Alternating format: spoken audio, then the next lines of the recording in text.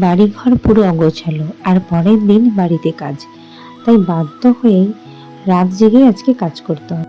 ওদিকে ঘরে এসে দেখি ডুগ্গু ঘুমিয়ে পড়েছে, তাই ভাবলাম এই তো সুযোগ, ঘরটাকে একটু গুছিয়ে ফেলা যাক।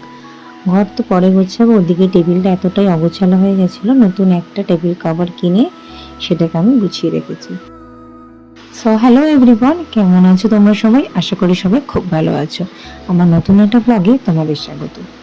তোমরা আমার আগের দুটো ব্লগে দেখেছো আমাদের বাড়িতে যে দাদু ছিল, মানে আমার যে দাদা শ্বশুর, উনি আমাদের মধ্যে নেই। সেই দুটো ব্লগ আমি তোমাদের সাথে শেয়ার করেছিলাম যে এখানের কাজকর্ম, এখানের কি নিয়ম, সবই আমার কাছে নতুন ছিল। সেজন্য আমি কিছু ভিডিও ক্লিপ তুলে রেখেছিলাম, যেটা তোমাদের সাথে শেয়ার করেছিলাম। দেখতে দেখতে 12টা দিন হয়ে গেল। আজ হলো দাদুর কাজ। ওদিকে এতটা গরম পড়েছে, এইদিকে দুঃখুর শরীরটা বেশ খারাপ, তাই অগত্যা কিছু করার নেই। কাজের দিনেই আমাদের সকাল সকাল বেরিয়ে পড়তে হলো ডক্টরের কাছে। যেহেতু আমাদের কাজ এখনো মেটেনি, এই জন্য আমি সিঁদুরে পড়তে পারিনি। যাই হোক, রুক্কুকে নিয়ে সুরজিৎ এগিয়ে যাচ্ছে আর আমি যাচ্ছি পিছন পিছন। যেহেতু বাড়িতে অনুষ্ঠান, টাইমের মধ্যে ফিরতে হবে, এই জন্য বাবা টোটোকে আগে থেকেই বলে রেখেছিল। টোটো একদম আমাদের গলির মধ্যেই ঢুকে গেছিল। তো যাই হোক, আমি আর সুরজিৎ এখন রুক্কুকে নিয়ে যাচ্ছি ডক্টরের কাছে। যতটা সম্ভব তাড়াতাড়ি যাওয়া যায় আর ডক্টর দেখে তাড়াতাড়ি ফিরে আসা যায় ততটাই ভালো, কারণ আজকে হলো আমাদের ঘাট কাজ। ওদিকে ডক্টরের কাছে যেতে যেতেই ডুকু ঘুমিয়ে পড়েছে, আর গিয়ে দেখলাম অনেকটাই ভিড়। এই অপেক্ষা করা ছাড়া কোনো উপায় ছিল না। দেখি সুরজিৎ বাইরে দাঁড়িয়ে ওয়েট করছে কখন আমাদের নাম ডাকবে, আমরা যাব। তারপর ডক্টর দেখিয়ে আমরা মোটামুটি তাড়াতাড়ি করে চলে এসেছি বাড়ি। আর বাড়িতে এসে আমার প্রথম কাজ হলো ঘরটা গুছিয়ে নেওয়া, কারণ সকালে যখন আমি বেরিয়েছি তখন অনেকটাই সকাল ছিল আর আমি ঘরটা গুছিয়েও যেতে পারিনি। ওদিকে আজকে লোকজন আসবে, বাড়ির লোক আসবে, তাই ভাবলাম ঘরটাকে গুছিয়ে ফেলি। ওদিকে ডুগ্গু এখন ছোট ঠাম্মির কাছে আছে, সেই সুযোগে আমি ঘরটাকে পুরো গুছিয়ে নিচ্ছি। রাতে ঘুমানোর সময় একদমই গোছানো হয় না, যতটা যা পারি সামনে রেখে দিই, তাই এখন জায়গা মতো সব ঠিক করে দিচ্ছি। ওদিকে আজকে সকালে হয়েছে আলুর দম আর মুড়ি। এখানে লোকেরা বেশি মুড়িই ভালোবাসে, কিন্তু বাবা আমার জন্য পরোটা বানিয়ে দিয়েছে। বাড়ির লোকেদের নাকি আজকে কিছু খেতে নেই, যেহেতু আমি নাতি নাতবউ হই, মানে সুরজিৎ নাতি আর আমি নাতবউ।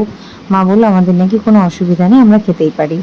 এই জন্য কাজ শুরু হওয়ার আগেই আমরা পরোটা আর আলুর দম খেয়ে নিচ্ছি। আলুর দমটা এতটা ভালো হয়েছিল, সেটাই আমি বাবাকে বলছিলাম। গত 15 দিন ধরে এতটাই বৃষ্টি না হওয়ার জন্য গরম পড়েছিল, প্রচণ্ড গরম, ঘরে থাকা যাচ্ছে না। বাধ্য হয়ে আমার ছেলের শরীরটা খারাপই হয়ে গেছিলো, এতটাই গরম পড়েছিল। বাধ্য হয়ে আজকে ডক্টরের কাছে নিয়ে গেলাম। তো ডক্টর তো কোনো ওষুধ দিলই না। এই দেখো এখন শুয়ে আছে আমার দিকে তাকিয়ে, শুধু বললো যে গরমটা কমে গেলেই এই যা যা প্রবলেম হচ্ছে ওর সেগুলো ঠিক হয়ে যাবে।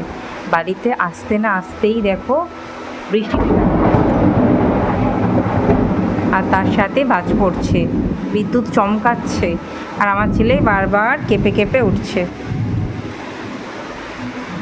তো আর আজকে বাড়িতে একটা কাজ, অনুষ্ঠান, তার মধ্যে দেখো বৃষ্টিটার এত দিন ধরে বৃষ্টিটা হলো না মানে হলোই না, এতটা গরম পড়েছে। আর দেখো আজ থেকেই বৃষ্টি শুরু। ওদিকে আমি এসে শ্যাম্পু করে নিয়েছি, কারণ হচ্ছে যে এরপর বাইরে স্নান করবো, তখন আর শ্যাম্পু করা যাবে না, তখন এমনি গায়ে জল ভরে নিয়ে নতুন জামা কাপড় পরে নিতে হবে, এই জন্য আমি শ্যাম্পু করে নিয়েছি। ওদিকে বাইরে হচ্ছে প্রচণ্ড বৃষ্টি, প্রচণ্ড। চলো দেখাই, দেখো কি বৃষ্টি। তারপর একটু বৃষ্টি কমতে আমি চলে গেছিলাম ছাদে, কারণ জামা কাপড় অনেকগুলো কেচেছিলাম, সেগুলো ধুতে হতো। বৃষ্টি কমতেই চলে এসছে মা সব জিনিসপত্র নিয়ে, মানে আজকে যেহেতু ঘাটে ওঠার পর যে জিনিসপত্রগুলো লাগবে সেগুলো মা নিয়ে চলে এসছে। তারপর মা ডুকুকে স্নান করিয়ে দিল, কারণ মা এতদিন ডুকুকে স্নান করিয়ে এসছে, আমি বাড়িতে আসার পর আমি করাচ্ছি। ওদিকে আমিও স্নান করে নতুন শাড়ি, ব্লাউজ সব পরে নিলাম। আর এখন ডুকুকে একটু অয়েল ম্যাসাজ করে দিচ্ছি, কারণ তখন আর তাড়াহুড়োতে একদমই করা হয়নি। আর এই ভিডিওটা হচ্ছে পরের দিনে, যেদিনকে আমাদের বাড়িতে কাজ ছিল, শ্রাদ্ধানুষ্ঠান, সেদিনকে। আর এখানে এসে একটুখানি আমি একটা ছোটো ভিডিও ক্লিপসও নিয়ে নিয়েছিলাম। তো আজকের এই ভিডিওটা আমি এখানেই শেষ করছি, দেখা হবে নেক্সট ভিডিওতে। ততদিন সবাই খুব ভালো থেকো, সাবধানে থেকো।